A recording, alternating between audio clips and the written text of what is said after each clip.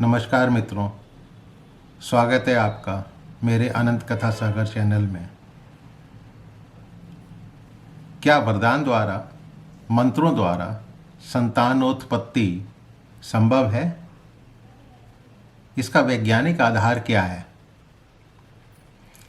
आपने सुना होगा कि हमारे हिंदू पौराणिक कथाओं में वर द्वारा मानसिक संभोग, शारीरिक नहीं, अथवा मंत्रों द्वारा संतान प्राप्ति आदि का वर्णन है। और अभी मैंने कुछ ही दिन पहले जो वीडियो बनाया था, कुंती और कर्ण की उत्पत्ति सूर्य के द्वारा कुंती को वरदान प्राप्ति के द्वारा कह लीजिए या मानसिक संभोग के कारण हुई थी। अब इन चीज़ों को सुनकर पढ़े लिखे लोग भी इसको कोरी कल्पना मानते हैं, सिर्फ कहानी के रूप में मानते हैं। कई लोगों को ये सुनना भी हास्यास्पद लगता होगा कि ये कैसे संभव हो सकता है। कुछ निहित स्वार्थ के कारण हिंदू धार्मिक ग्रंथों का मजाक भी बनाया जाता है। लेकिन यदि आपसे ये कहा जाए कि इन बातों में वैज्ञानिक आधार या वैज्ञानिक तर्क भी है, तो आपको सुनकर आश्चर्य होगा। अवश्य होना चाहिए।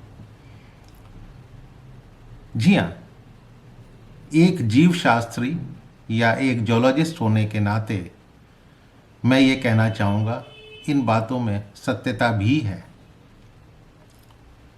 जीव विज्ञान में संतति बढ़ाने का एक कार्यशैली कही गई है, इंग्लिश में फिनोमेनन बोलते हैं, जिसको पार्थेनोजेनेसिस बोला जाता है। इसमें एक अंडा भ्रूण में बिना किसी शुक्राणु द्वारा निषेचन के अपने आप ग्रो करता है, बढ़ने लगता है। पार्थेनोजेनेसिस टर्म एक ग्रीक शब्द से निकला हुआ है और जिसका मतलब है विर्जिन बर्थ। यदि आप गूगल में सर्च करके देखेंगे विर्जिन बर्थ, तो दुनिया की पता नहीं कितनी ही सभ्यताओं में विर्जिन बर्थ के बारे में लिखा हुआ मिल जाएगा। और एनिमल किंगडम यानी जीव जंतुओं में इसके बारे में काफ़ी कुछ मिल जाएगा। जीव जंतु जगत में इंसेक्ट क्लास यानी कीट मकोड़े जाति में बहुत सी प्रजातियां ये कार्यशैली अपनाती हैं संतति उत्पत्ति के लिए। शहद की मक्खियां हैं, चींटियां हैं इत्यादि में जो रानी मक्खी होती है वो वास्तव में फीमेल होती है, उसका काम अंडे देना होता है। और रानी मक्खी मेल और फीमेल के कॉम्बिनेशन से ही, यानी बायोलॉजिकल फादर मदर होने के कारण ही बनती है। लेकिन जो अंडे देती है वो सारे के सारे आगे स्पर्म के द्वारा निषेचित होने से ही नहीं बढ़ते हैं, वो बगैर निषेचन के भी भ्रूण में परिवर्तित होने लगते हैं। हाँ, ये बात जरूर है कि वो सारे के सारे ना मेल होते हैं ना फीमेल होते हैं, वो वर्कर्स होते हैं। लेकिन जो शहद इकट्ठा करते हैं उनके लिए वर्कर्स ही चाहिए। यहाँ तक कि वर्टिब्रेट्स में भी, यानी रीढ़ की हड्डी वाले जो जानवर हैं उनमें भी 80 प्रजातियां, जिनमें से आधी से अधिक मछलियां तथा छिपकलियों की प्रजातियां हैं, जिनमें इस पार्थेनोजेनेसिस प्रोसेस से यानी विर्जिन बर्थ होता है।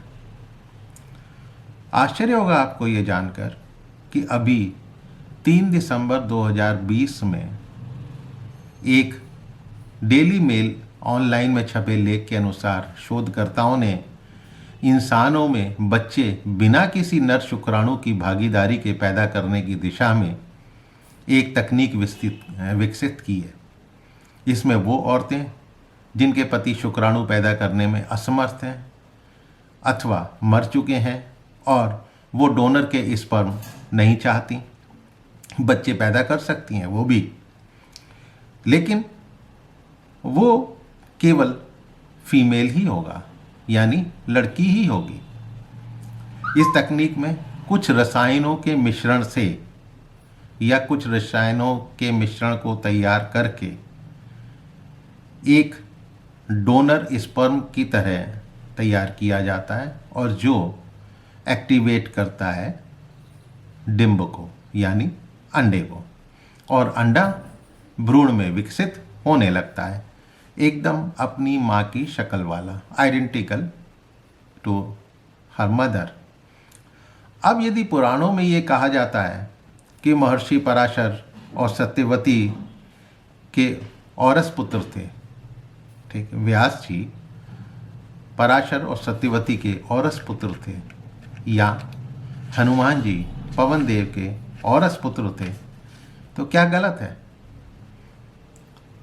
औरस, रस माने रसायन, औ प्लस रस, औ माने अदर्स, यानी रसायनों का एक मिश्रण। एक और भी विद्या है जिसे साइकोकाइनेसिस बोलते हैं या टेलीकाइनेसिस बोलते हैं, जिसके द्वारा आप अपनी मानसिक शक्ति द्वारा किसी भी वस्तु को एक जगह से हटा सकते हैं या दूर से हटा सकते हैं। इसके बारे में भी आपको गूगल सर्च करने पर मिल जाएगा। और यदि ऐसा है और ये सही है, तो क्या देवता मानसिक संभोग अथवा वरदान अथवा अपनी शक्तियों से, मानसिक शक्तियों से संतान पैदा नहीं कर सकते थे? हनुमान जी का जन्म जैसे हुआ था या पांडवों के जन्म की जो कथाएं हैं, वो क्या बिल्कुल गलत है?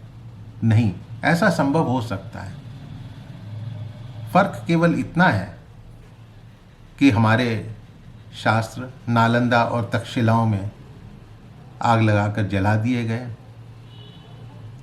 उनकी पूरी किताबें मिलती नहीं हैं, आधी अधूरी किताबें मिलती हैं, काफ़ी कुछ जर्मन ले गए, विदेशी ले गए, और जो अपनी अपनी ज़ुबान में अनुवाद करके उनको दे रहे हैं। लेकिन इसका मतलब ये नहीं है कि पुराणों में या जो कहानियाँ महाभारत काल की लिखी हुई हैं वो असत्य हैं या कल्पना है। तो मित्रों, आपको ये नई जानकारी सुनकर आश्चर्य भी हुआ होगा और पसंद भी आई होगी। यदि पसंद आए तो इसको आगे शेयर कीजिएगा और मेरे चैनल को सब्सक्राइब भी कीजिएगा। फिर मिलता हूँ कभी कुछ नए तथ्यों के साथ, कुछ नई कथाओं के साथ। तब तक के लिए नमस्कार।